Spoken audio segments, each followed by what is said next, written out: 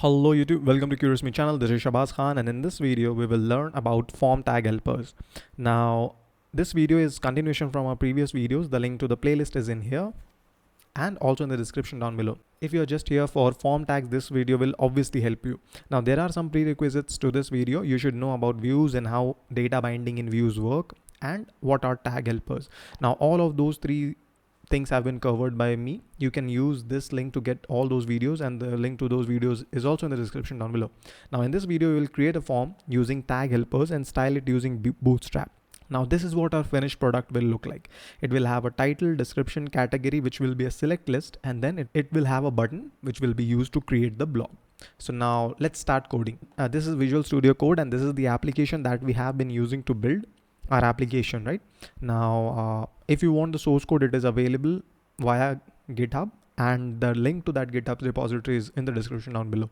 Now what I'll do is I'll simply go to controllers in block controller. Okay, inside the block controller, I'll create a new action method, and this action method's name is create post, and it will return a view. This is a very simple action. Now the next thing what I'll do is I'll go inside views, I'll open the same folder with the name blog, and inside that I'll add a file with the same name as the action, create post. Now once that is done, what I'll do is I'll start adding the HTML for this. So first and foremost, what I'll do is I'll add the title, and once that is done, I'll add a model which I need to bind this view with. So this is the blog post model that I'll be using. If I go in, you can see these are all the properties. Okay, and if you remember, this is what we are creating: title, description, and created on. We'll use some of the properties. Okay, now this is the model. Now let's start creating a form. Now to create a form, you'll simply use the form tag, and now I'll be using tag helpers. So ASP controller, I want to tell that, hey, go to my block controller, and the action that I want to go to. So in this case, our action will be create post. Now the third parameter that I'll be giving is the method. So which method I want to use when I submit this form. So in our case, I'll be using post method. This is done. Our form is ready. Now let's start with our input elements. So first and foremost, I'll add the input tag and ASP.NET for. So this is another tag helper which helps us to bind this input with these models properties. Okay, so the first input is for title. So the moment you type ASP.NET for, this will automatically give you IntelliSense for these properties from these models. So what you have to do is you have to simply press Control and space bar, and you will get all of the properties. Okay, so which means our code is working properly. So now what I'll do is I'll select title, and the default value I'll give is this. Okay, and our input tag is ready. So what I'll do is I'll save this, and I'll try to run this application. .NET run. Oh, I have to save this as well. Sorry. Stop it. Let me stop this and let's run again. Okay, so now that our application is running, let's open that in a browser, localhost 5000, blog, and inside that blog, what we have done is we have created an action called create post. It says it is getting getPost.chhtml. Okay, so I think we have made some mistake in routing, I guess. So let me quickly check the block controller. So block controller, there is no routing issue. So next routing issue can be in startup.cs file. Oh yeah. So here, So here, as you can see, this template accepts something like this. This template will reroute all of the route that looks like this to this controller, get post controller. Okay, now basically if you have a look here, this route looks like that, right?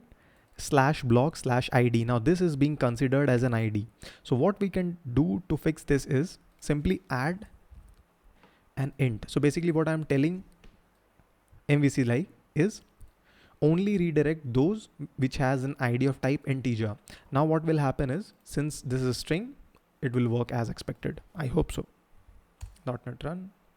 Let's refresh this.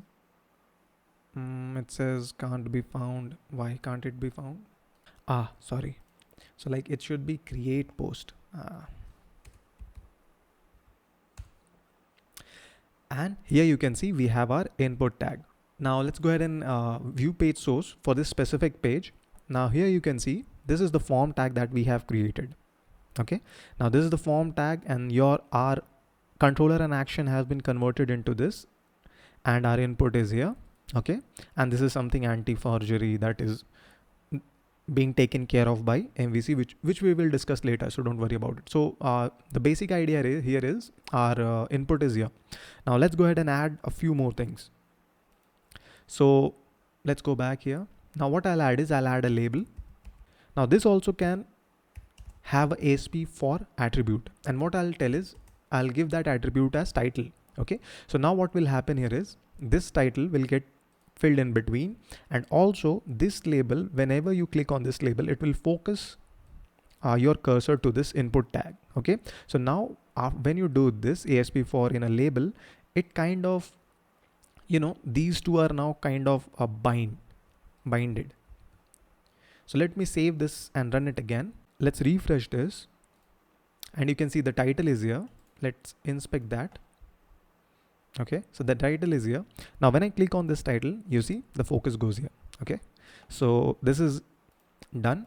Let's go ahead and add a few more things that we need. So what I'll do is simply copy and paste. Okay, so now our input for title and description is ready. Now the third thing is the select list, the drop down select list that we need to add. Okay, so let's go ahead and add that. Now for select, I'll have to add a few more things. To models, I'll create a new file and I'll name it category.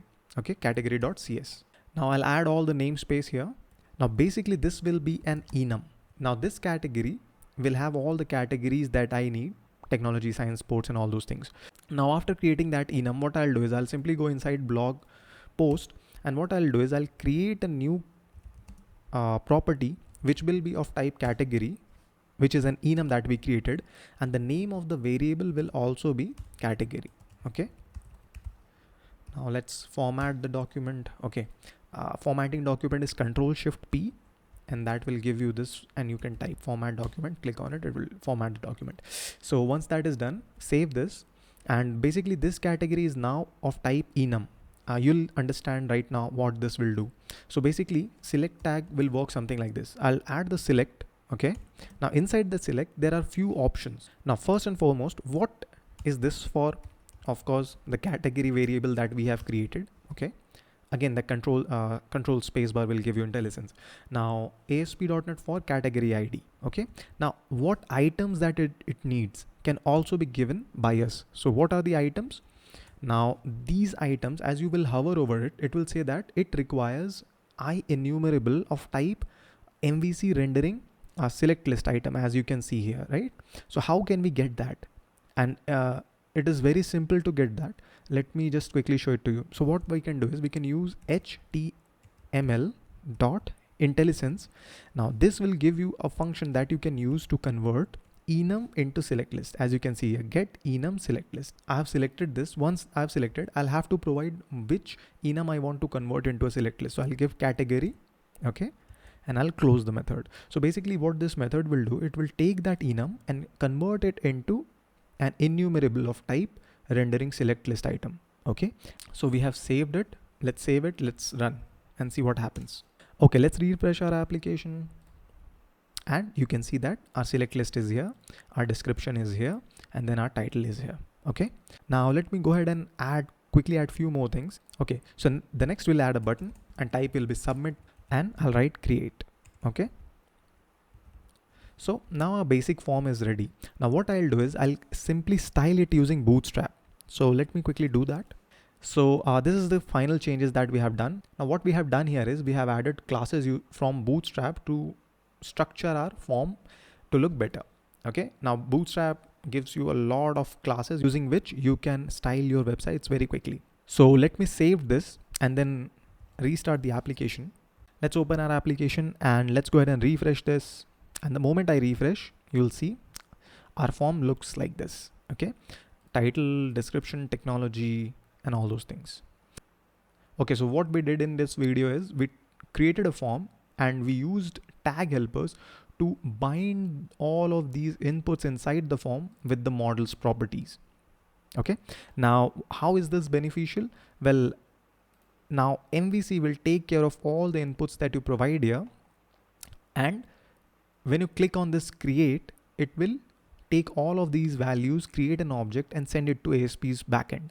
You don't have to write code to map each of these values to the object that is created on your JavaScript. That will be done by MVC. Now how it is done? It is done via a process known as model binding, which we will discuss in the next video. Otherwise this video will get very complicated. Now I hope you understood what we did here. And yeah, that's it for this video. And now if you like this video, please give it a thumbs up. Please subscribe for more interesting contents. And yeah, see you guys in the next video. Bye bye.